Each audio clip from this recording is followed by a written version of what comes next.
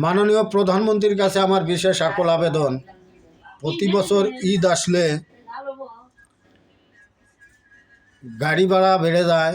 গাড়িওয়ালাদের মনে হয় এদের এই সিজনাল ব্যবসা। আমি একটি কথাই বলবো মাননীয় প্রধানমন্ত্রীর কাছে, যে গাড়ি ভাড়া বেড়ে যায়, গাড়ি ভাড়াটা লাগালের মধ্যে আনতে। কারণ এটা সাধারণ জনগণ, শ্রমিকরা বছর শেষে একবার বাড়িতে যায়, অথচ দ্বিগুণ টাকা গুনতে হয় এই গাড়ি ভাড়ার জন্য। তা আমি বলবো মাননীয় প্রধানমন্ত্রীর কাছে, আপনি নবনির্বাচিত প্রধানমন্ত্রী, এই গাড়ি ভাড়াকে সীমিত রাখার জন্য, যাতে সাধারণ মানুষ বাড়িতে যেতে পারে।